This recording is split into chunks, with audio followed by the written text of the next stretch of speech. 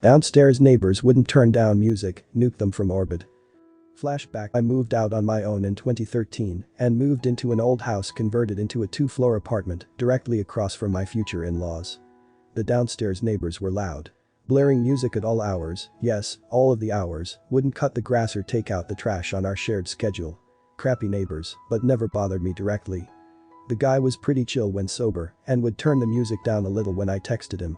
He was okay until his girlfriend moved in. Now add shouting matches to the mix, and all of a sudden my requests to turn down the music makes him turn it up. I can barely walk on my super thin floor without her banging on the ceiling with a broom. I was okay, since I am a heavy sleeper and could sleep through anything. My wife moved in, and I quickly found out that she is quite the opposite.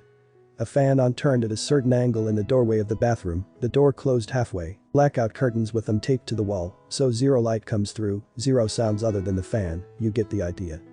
I told her that we can't expect them to remain silent when she's ready for bed, we need to be reasonable, but the wall-rattling music needs to stop during the night.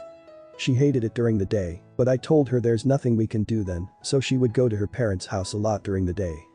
I talked to neighbor guy, he said yeah man that's cool, but it turns out the girlfriend wasn't having it and his attitude then changed to yeah well it's our house, so you can go F yourself if you think you can tell us what to do, and you can move out if you don't like it. Something definitely had to change once she was pregnant and then the baby came. So I did the only thing I could do. I fought fire with fire and maliciously complied with the law to the T. I could only report them for noise after 11 p.m. I now forget the morning hour when the noise could start, but I believe it was 9 a.m. My dad has these huge old concert speakers in his garage. Professional grade, black leather bound, 5 feet tall and 3 feet wide, and a pretty nice, vintage stereo amp. He has two, but my apartment was so small I sadly only had room for one. We replaced our coffee table with this thing, laid face down onto our thin, office carpet. Tired of his crap tunes, I tested this Geneva Convention breaking device when they weren't home. Holy cow. I had to take everything down from tables, counters and shelves, because they would shake off. I prepared audio files to feed the stereo. I was giddy like a kid with a new Christmas toy. I turned it on when I left for work and got my wife up to send her to her parents. I came home from work and hung out at her parents until it was close to bedtime. They resisted for 3 days. On day 2, I found a pile of manure on my doorstep, but it didn't faze me. I cycled between signs, saw square waves in clashing chords, marching music, Washington Post march on loop, preaching clips. They weren't just atheist, but outspoken anti-Christian, so it was a must. The most stupid songs you could think of, Captain Planet theme song, Chicken Dance, etc. This poor old house rattled in ways I didn't think possible. The vibrations from the sine wave would make your vision blur. I eventually got a text from him that read, "Sorry man, you can stop now." I did not. He needed a few more days to let it sink in. Plus I had so much fun putting it together. They complained to the police and the landlord. There was nothing they could do since I wasn't doing anything wrong.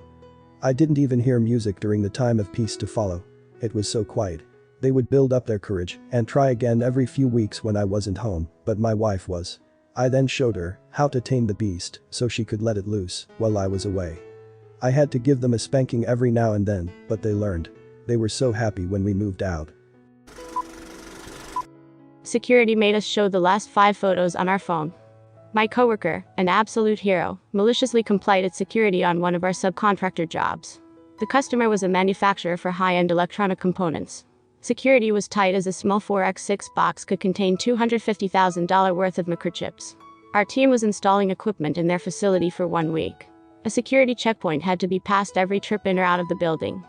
Mr. Security Guard, Chad maybe, decided my coworker, Steve probably, was more suspicious than the other 4 techs. So every trip in or out, not only was Steve made to dump the entire contents of his backpack out on the table and go through it, Chad required Steve to show him the last 5 pictures taken on his phone to prove he wasn't stealing secrets. This is all fine, except Chad lets everyone else through without any sort of inspection. Steve is trying to stay positive, but obviously this is eating away at him. Steve tries to be overly positive and also a bit snarky with comments like "Thank you Paul Blart for keeping America safe," which busts up the rest of our crew. Then, Steve has the idea that will free him for the rest of the week. Wednesday comes along, Steve is overly scrutinized on our way in as usual. As we head to security at lunch, Steve says he has to go to the bathroom. He comes back out a few minutes later, absolutely giddy. Chad Blart, mole cop, stops us on our way out and asks Steve to see his camera roll. Steve gladly hands the phone over. Chad is greeted by some very peculiarly angled shots of Steve's butthole. What the F? Chad throws the phone down on the table. Oh, sorry. I thought I had a hemorrhoid and wanted to see how bad it was. Is everything okay with my pictures? Is the facility safe? Chad never checks Steve's materials again. Good on you, Steve. Since you got this far, please like, subscribe, and hit the bell icon.